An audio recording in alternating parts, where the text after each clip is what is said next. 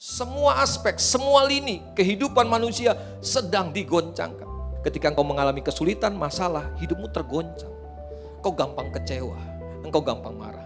Bahwa ketika kita percaya kepada Yesus, sesungguhnya kita bukan cuma sekedar diampuni dosanya, kita bukan cuma sekedar menerima keselamatan, tetapi ada hal yang lebih penting lagi buat setiap kita, yaitu kita mendapatkan, kita menerima kerajaan yang tidak tergoncangkan.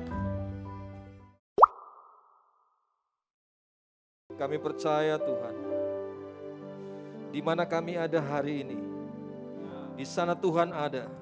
Di sana hadirat-Mu ada bersama-sama dengan kami. Dan kami tahu di mana hadirat-Mu ada, sesuatu pasti terjadi. Pemulihan, kesembuhan, mujizat pasti terjadi Tuhan. Di tempat di mana kami sedang mengangkat tangan kami, di tempat di mana kami sedang angkat hati kami untuk menyembah-Mu, di sana kuasa Tuhan, mujizat Tuhan sedang terjadi atas hidup kami. Terima kasih Bapak Surgawi. Waktu ini sepenuhnya jadi waktu Tuhan buat setiap kami. Kami percaya Tuhan membuat segala sesuatu indah pada waktunya. Hiburkan yang susah, kuatkan yang lemah, sembuhkan yang sakit hari ini Tuhan. Sementara kami beribadah, kami percaya hadirat-Mu sedang bekerja di tengah-tengah setiap kami. Terima kasih Bapak Surgawi. Kami siapkan hati kami untuk dengar firman-Mu lagi malam ini. Bicara buat setiap kami Tuhan. Wahyukan sesuatu buat setiap kami Tuhan. Karena kami percaya ketika Tuhan mewahyukan kebenaran firman-Mu buat setiap kami, satu kata saja dari firman-Mu sanggup memulihkan kami, sanggup menyembuhkan setiap kami, sanggup mengadakan mujizat yang besar buat setiap kami. Terima kasih Bapa Surgawi. Roh Kudus, Engkau mengurapi setiap kami. Demi nama Yesus Kristus Tuhan kami berdoa, kami siapkan hati kami untuk dengar firman-Mu. Semua yang percaya katakan amin. Puji Tuhan. Shalom Bapak Ibu Saudara yang dikasih Tuhan. Apa kabar? Saya berharap, saya berdoa, saya percaya saudara semua dalam keadaan yang sehat luar biasa. Walaupun kita masih beribadah secara online seperti hari ini, tapi saya percaya ibadah ini tidak bisa dibatasi oleh kuasa Tuhan. Maksud saya tidak bisa dibatasi oleh jarak yang memisahkan kita.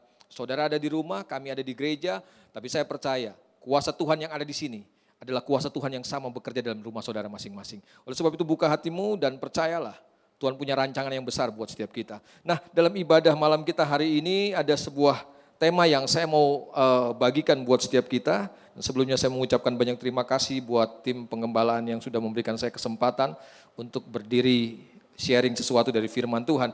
Mari saya akan mengajak kita untuk lihat firman Tuhan dari Ibrani pasal yang ke-12. Kitab Ibrani pasal yang ke-12. Saya akan mengajak kita untuk membaca satu ayat saja. Sebenarnya ada beberapa ayat yang bisa kita baca, tetapi malam ini kita akan membaca satu ayat saja dari ayat yang ke-28. Firman Tuhan katakan begini, kalau saudara sudah dapat, Ibrani pasal 12 ayat yang ke-28. Firman Tuhan berkata, jadi karena kita menerima kerajaan yang tidak tergoncangkan, marilah kita mengucap syukur dan beribadah kepada Allah menurut cara yang berkenan kepadanya dengan hormat dan takut. Sekali lagi saya bacakan buat setiap kita. Jadi karena kita menerima kerajaan yang tidak tergoncangkan, marilah kita mengucap syukur dan beribadah kepada Allah menurut cara yang berkenan kepadanya dengan hormat dan takut.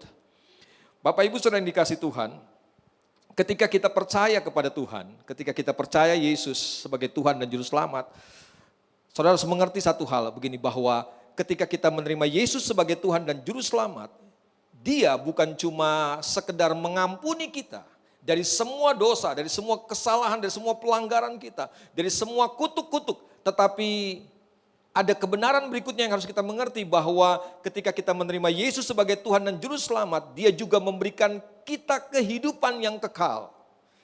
Dosa kita diampuni dan kita mendapatkan kehidupan yang kekal.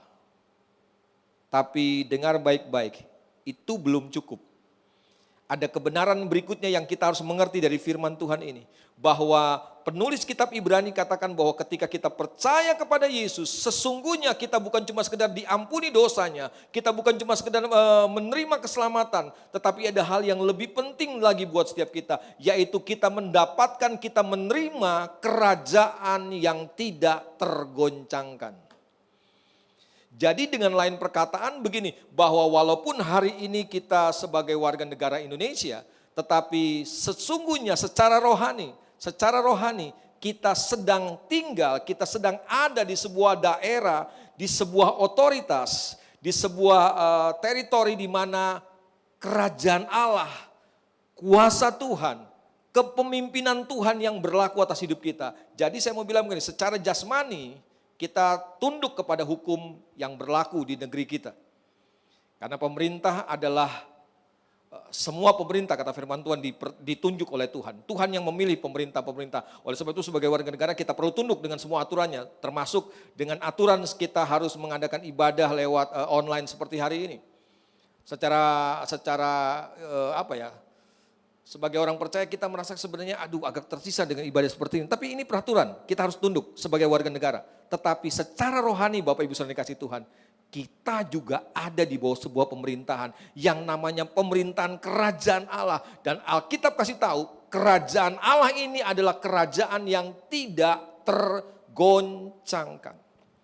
Bapak Ibu saudara dikasih Tuhan, kita semua tahu hari-hari ini sudah hampir 10-11 bulan dunia sedang diporak-porandakan, dunia sedang digoncangkan. Persis seperti yang dicatat oleh Ibrani pasal yang ke-12. Kalau saudara membaca mulai ayat yang ke-26, 27, firman Tuhan katakan Tuhan akan menggoncangkan segala sesuatu. Semuanya akan digoncang oleh Tuhan. Untuk apa? Untuk membuktikan begini, mana yang tergoncangkan dan mana yang tidak tergoncangkan. Tuhan akan menggoncangkan semuanya untuk membuktikan mana yang tahan goncang, mana yang tidak tahan goncang. Dan bersyukur firman Tuhan katakan kita ketika kita menerima Yesus sebagai Tuhan dan Juru Selamat, kita mendapatkan sebuah kerajaan yang tidak tergoncangkan. Kita mendapatkan sebuah kerajaan yang tidak bisa digoncangkan. Kerajaan itu adalah kerajaan Allah. Dan Bapak Ibu saudara yang dikasih Tuhan, coba kita perhatikan hari-hari ini. Dunia sedang tergoncang. Semua aspek, semua lini kehidupan manusia sedang digoncangkan. Gereja sedang digoncangkan. Pekerjaan kita, ekonomi kita, bahkan rumah tangga hari-hari ini banyak yang sedang goncang. Karena apa? Karena pandemi COVID-19 ini. Saya kadang-kadang sebagai manusia awam, sebagai manusia yang terbatas pengetahuan saya agak nggak masuk akal. Kok aneh, ini virus kecil bener, ini virus saudara, virus itu kecil. Kecil sekali saudara. Tapi anehnya begini, virus yang kecil bisa menghancurkan semua kekuatan dunia. Amerika negara superpower, China dan lain sebagainya, itu negara-negara besar. Mereka merasa begini, ekonomi mereka cukup kuat. Tapi siapa yang bilang? Mereka bilang bahwa mereka mengklaim bahwa mereka punya ekonomi yang kuat, tahan goncangan. Tapi ketika virus datang, ketika si corona datang, goncang semua. Kalau saudara lihat pertumbuhan ekonomi tahun kemarin, hampir tidak ada di dunia ini negara yang pertumbuhan ekonomisnya plus. Semuanya minus saudara. Bayangkan, saya nggak habis pikir kenapa virus yang kecil ini kok bisa memporak-porandakan dunia ini. Bapak Ibu saudara dikasih Tuhan, akhirnya ketika saya kembali kepada firman Tuhan, saya mengerti begini bahwa iya memang tidak salah. Firman Tuhan bilang semua yang ada dalam dunia ini tidak ada satupun yang tahan goncang. Jadi kalau kita mengerti bahwa semua yang ada dalam dunia ini tidak tahan dengan goncangan, artinya bisa digoncangkan. Harusnya setiap orang percaya tidak menaruh hatinya, tidak menaruh kepercayaannya kepada semua yang ada di dalam dunia ini. Bersyukur buat harta, buat kekuatan, buat semua yang saudara miliki. Tapi dengar baik-baik, semuanya itu bisa digoncangkan. Tidak ada satupun yang tidak tergoncangkan, semuanya bisa digoncangkan.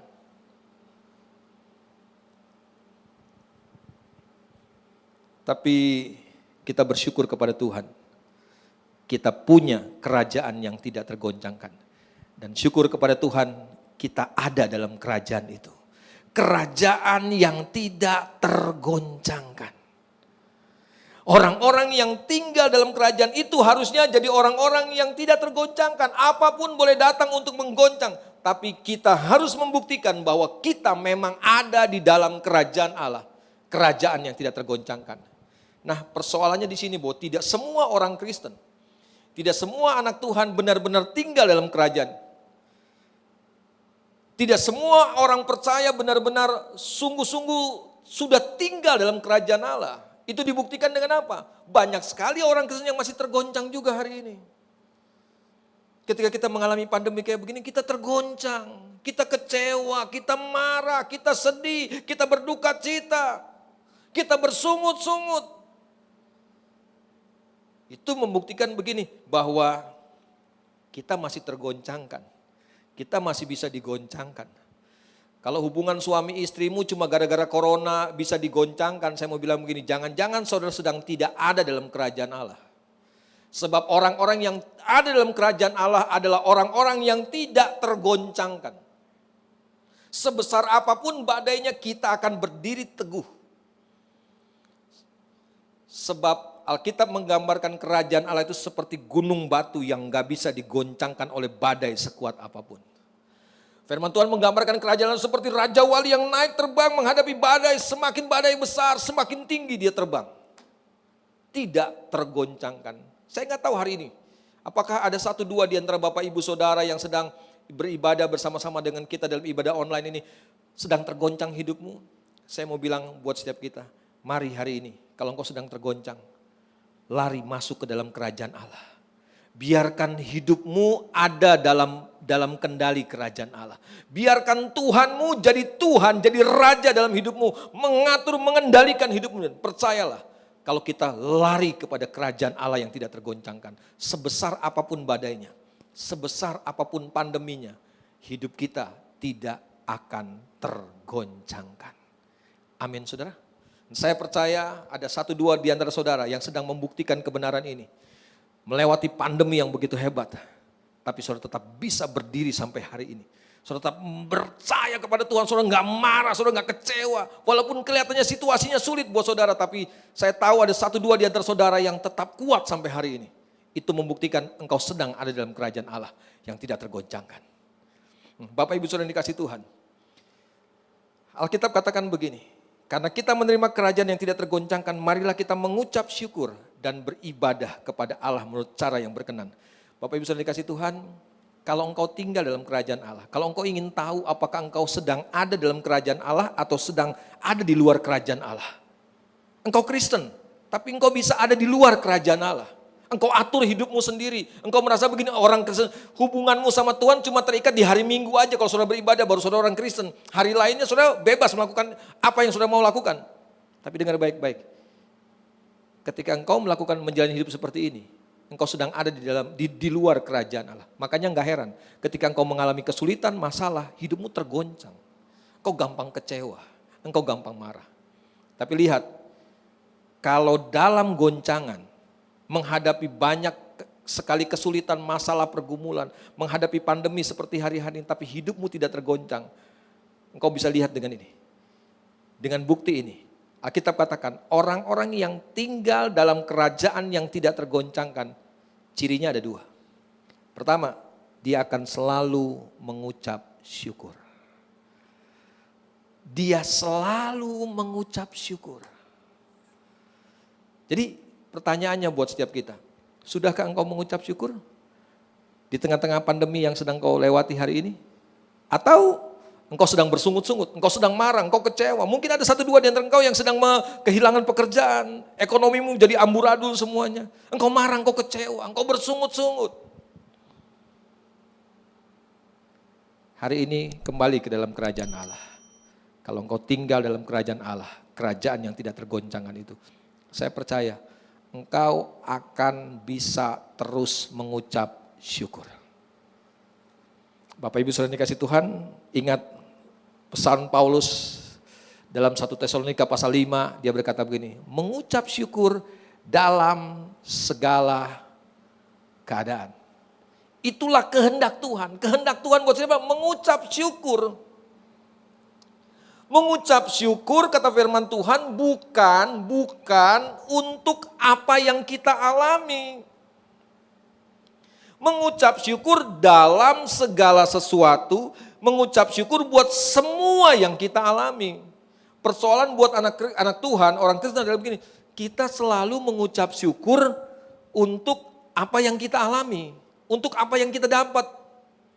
Mudah sekali kalau kita mendapatkan hal-hal yang sesuai dengan keinginan kita, makanya mudah. Waktu kita dapat rumah baru, punya mobil baru, kita naik jabatan, gaji kita naik, anak kita naik sekolah, naik kelas, lulus sekolah semuanya, kita bisa mengucap syukur. Tetapi waktu keadaannya berbeda, berbalik. Apa yang kita harapkan tidak terjadi seperti yang kita harapkan. Bisakah kita bisa mengucap syukur? Tetap mengucap syukur? Jangan-jangan enggak. Jangan-jangan gini loh, kita mengucap syukur sebenarnya gini loh, kita terpaksa mengucap syukur karena kita udah gak bisa bikin apa-apa lagi. Kita gak bisa melawan keadaan, gak bisa. Makanya kita terpaksa mengucap syukur. Nah ucapan syukur kayak begini sebenarnya begini, ini bukan ucapan syukur sebenarnya, ini keterpaksaan. Saya berharap hari ini Bapak Ibu sudah dikasih Tuhan, di rumahmu engkau sedang beribadah hari ini. Jangan naikkan ucapan syukur karena terpaksa. Biarlah ucapan syukur itu lahir dari hati yang memang benar-benar mengakui kedaulatan Tuhan atas hidup kita. Tidak semua yang terjadi dalam hidup kita ada dalam kendali kita atau bisa kita kendalikan. Tetapi dengar baik-baik, semua yang terjadi dalam hidupmu ada dalam kendali Tuhan. Semua yang terjadi dalam hidup kita tidak bisa kita kendalikan. Istri kita, suami kita, anak kita, pekerjaan kita, hubungan-hubungan kita. Enggak bisa kita kendalikan dengan semua kekuatan, kemampuan yang kita miliki. Tapi kabar baiknya buat kita, semua yang terjadi dalam kehidupan kita, apapun dalam semua aspek kehidupanmu, itu semuanya ada dalam kendali Tuhan kita. Amin. Dan saya percaya,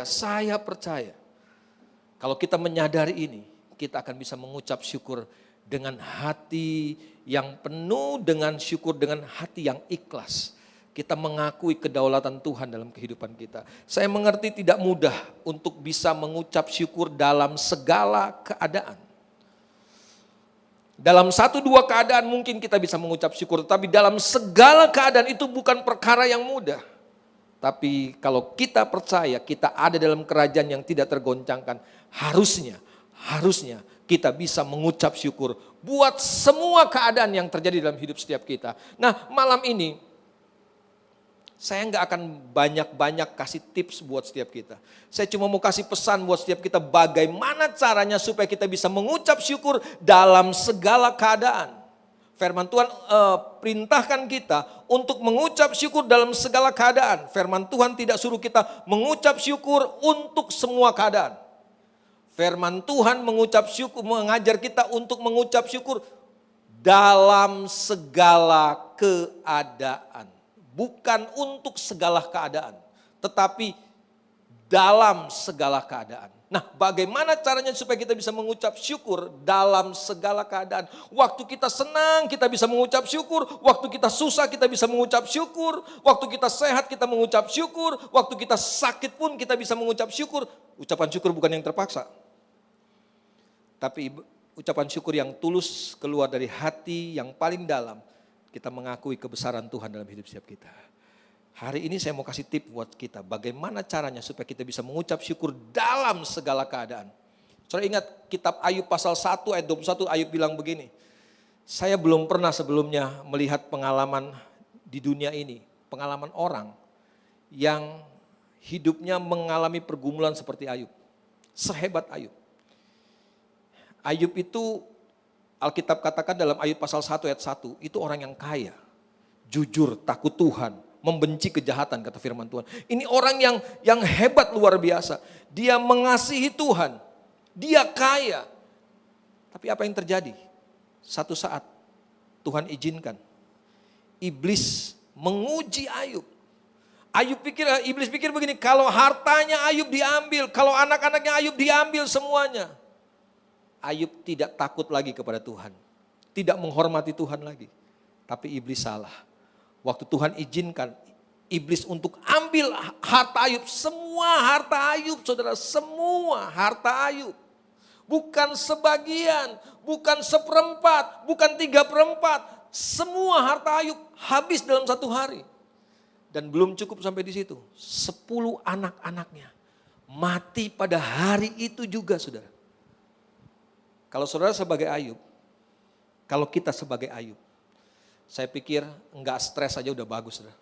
Kita pasti akan terpukul banget, hancur saudara. Enggak tahu kalau kita harus menangis. Mana yang akan kita tangisi? Kehilangan harta, kehilangan anak. Anak nomor 1, anak nomor 2, anak nomor 3. Mana yang akan kita tangisin? Ayub alami itu. Tapi waktu Ayub alami ini seperti ini saudara. Hebat sekali Ayub. Ayub bilang begini. Tuhan yang memberi. Tuhan yang mengambil. Terpujilah Tuhan. Keren saudara. Tuhan yang memberi, Tuhan yang mengambil, terpujilah Tuhan. Kenapa Ayub bisa kayak begitu saudara? Karena saya percaya begini bahwa hati Ayub, ucapan syukur Ayub bukanlah kepada keadaan, bukanlah kepada situasi.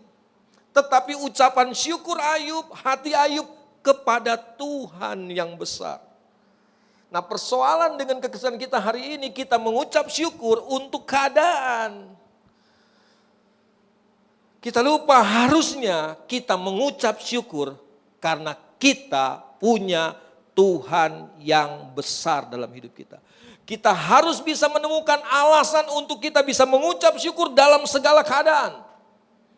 Bapak Ibu saudara dikasih Tuhan, engkau harus bisa menemukan di mana engkau berada dengan semua pergumulanmu, dengan semua masalah. Engkau harus bisa menemukan alasan untuk engkau mengucap syukur. Buat apapun juga. Apa alasannya? Satu saja. Karena kita punya Tuhan yang besar. Tuhan yang besar itu mengasihi kita. Dia tidak akan pernah biarkan kita. Jadi ini solusinya buat setiap kita. Bagaimana caranya supaya kita bisa mengucap syukur dalam segala keadaan? Mengucap syukurlah bukan buat keadaannya. Mengucap syukurlah karena engkau punya Tuhan yang besar. Tuhan yang besar itu jauh lebih berharga daripada semua kekayaan. Dan semua berkat-berkatnya Tuhan itu jauh lebih berharga. Dan waktu kita mendapatkan, waktu kita melewati segala macam situasi dalam kehidupan kita, harusnya yang mendapat penghargaan itu Tuhan. Harusnya Tuhan yang dapat penghargaan. Waktu kita dapat rumah baru, Tuhan yang dapat penghargaan. Saya mengucap syukur bukan buat rumahnya. Saya mengucap syukur karena saya punya Tuhan yang besar, yang luar biasa. Rancangannya hebat, berkatnya luar biasa buat saya.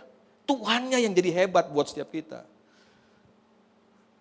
Saya percaya ketika kita memiliki sikap hati, ketika kita melaksanakan kebenaran firman Tuhan ini, saya percaya seberat apapun masalah dalam hidupmu, engkau akan bisa mengucap syukur. Kalau engkau mengucap syukur, saya percaya begini, hidupmu tidak akan tergoncangkan. Kenapa orang di luar sana tergoncangkan ketika mereka mengalami masalah, kesulitan, pergumulan, mereka melewati pandemi, mereka tergoncangkan. Kenapa? Karena mereka enggak punya Tuhan yang besar. Karena mereka enggak punya Tuhan yang mengasihi mereka.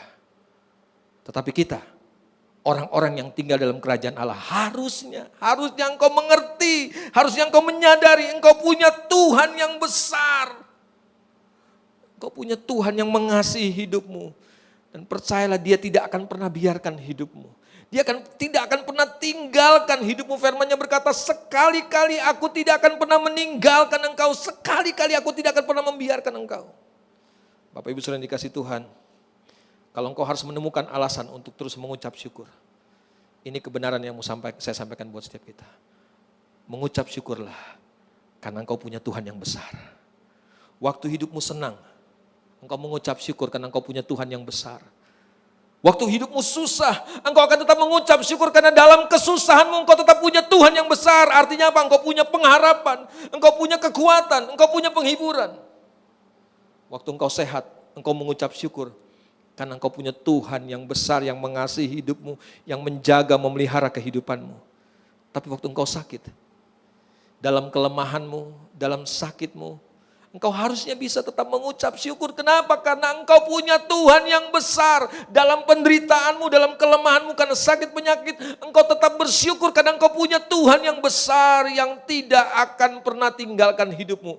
yang rancangannya tidak pernah berubah. Dulu, sekarang, sampai selama-lamanya. Rancangannya hebat buat setiap kita. Bapak Ibu saudara dikasih Tuhan, kita sekarang ada dalam kerajaan yang tidak tergoncangkan. Harusnya kita membuktikan itu dengan apa? Dengan ucapan syukur kita. Orang di luar sana, mereka sedang tergoncangkan dengan semua yang terjadi di sekitar kita hari ini. Tetapi kita, anak-anak Allah, umat-umat tebusannya, kita bukan cuma diselamatkan, kita bukan cuma diberikan kehidupan yang kekal, tapi firman Tuhan malam ini ajarkan buat setiap kita, kita diberikan kerajaan yang tidak tergoncangkan. Badai kesulitan boleh datang, tapi percayalah, semuanya itu tidak akan pernah bisa menggoncangkan kita. Oleh sebab itu mengucap syukurlah. Mengucap syukurlah. Waktu iblis melihat keadaan Ayub, Ayub dicobai, diuji. Ayub enggak jadi goncang, Ayub enggak jadi stres, Ayub enggak marah waktu anaknya diambil, hartanya diambil. Ayub enggak marah, Ayub cuma bilang, terpujilah Tuhan. Tuhan yang memberi, Tuhan yang mengambil, terpujilah Tuhan. Dan Bapak Ibu saudara dikasih Tuhan. Kalau Ayub bisa lakukan itu dan saya percaya, saudara, kita sedang ada di masa-masa sulit seperti hari ini. Tidak ada cara lain yang bisa kita lakukan. Terus mengucap syukur. Kalau kita harus menemukan alasan untuk kita bisa mengucap syukur. Dengar baik-baik, ini alasan satu-satunya. Kenapa kita bisa mengucap syukur dalam segala keadaan, dalam segala situasi. Kita bisa terus mengucap syukur. Karena kita punya Tuhan yang besar. Karena engkau punya Tuhan yang besar. Engkau punya Tuhan yang mengasihi hidupmu. Hari ini saya tidak mengerti apa yang sedang menjadi pergumulanmu. Secara pribadi, rumah tanggamu, mungkin buat pekerjaanmu, buat ekonomimu, buat masalah dalam keluargamu. Saya tidak tahu. Tapi hari ini saya cuma mau ingatkan buat setiap kita. Yuk mari kita mengucap syukur kepada Tuhan. Terus mengucap syukur kepada Tuhan. Di tengah-tengah kesulitanmu, di tengah-tengah pergumulanmu, engkau punya Tuhan yang besar. Buktikan bahwa engkau punya Tuhan yang besar. Buktikan bahwa ketika engkau percaya kepada Tuhan, engkau bisa menaikkan ucapan syukur buat semua yang terjadi dalam hidupmu. Kalau engkau lihat orang-orang di luar sana, mereka kecewa, mereka putus asa, mereka marah, mereka menderita, mereka stres. Kenapa? Karena mereka enggak punya Tuhan seperti Tuhan yang kita miliki hari ini. Bapak Ibu saudara dikasih Tuhan. Saya mau sebelum saya akhiri firman Tuhan malam hari ini. Mari saudara di tempat di mana engkau sedang ada, menyaksikan tayangan ini, sedang beribadah bersama-sama. Mari temukan dalam hatimu alasan untuk engkau bisa mengucap syukur. Kalau selama ini engkau coba mencari alasan untuk mengucap syukur karena semua yang engkau dapat. Karena semua keberhasilan yang engkau dapat. Tapi ketika keadaannya berbeda, kita enggak dapat apa yang kita dapatkan, kita harapkan. Apakah kita masih mengucap syukur? Mungkin ada 1-2 di antara kita yang masih mengucap syukur. Tapi jangan-jangan itu karena terpaksa, karena kita udah gak bisa bikin apa-apa lagi. Kita terpaksa mengucap syukur. Supaya kelihatannya kita jadi orang-orang yang rohani. Tapi hari ini Bapak Ibu saudara dikasih Tuhan. Saya mau ajak setiap kita di tempat di mana engkau sedang ada hari ini. Temukan alasan untuk engkau mengucap syukur hari ini. Dan alasan terbaik untuk kita mengucap syukur dalam segala keadaan adalah karena kita punya Tuhan yang besar. Bukan karena berkat, bukan karena kesehatan, bukan karena kekuatan yang kita masih miliki, tapi karena kita punya Tuhan yang besar. Itu alasan terbaik untuk kita mengucap syukur.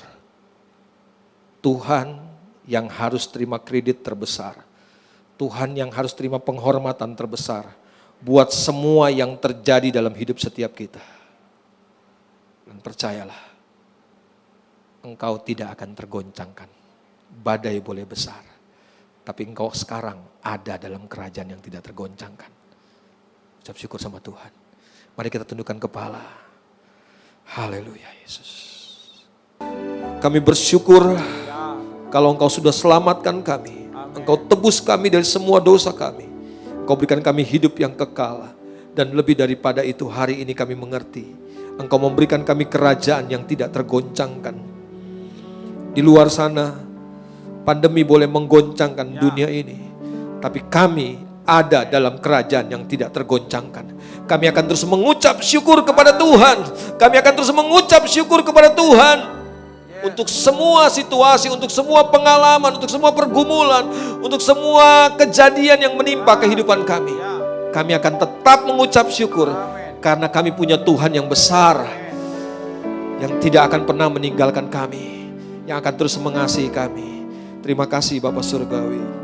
Kami tahu dunia dengan segala keinginannya sedang berjalan menuju kepada kesudahannya. Tetapi orang-orang yang melakukan kehendak Tuhan akan hidup untuk selama-lamanya. Langit bumi pasti akan lenyap. Firman Tuhan tinggal kekal untuk selama-lamanya. Kami mengucap syukur buat firman-Mu malam ini. Di dalam nama Tuhan Yesus Kristus. Kami berdoa dan bersyukur kepada Tuhan. Haleluya. Amin.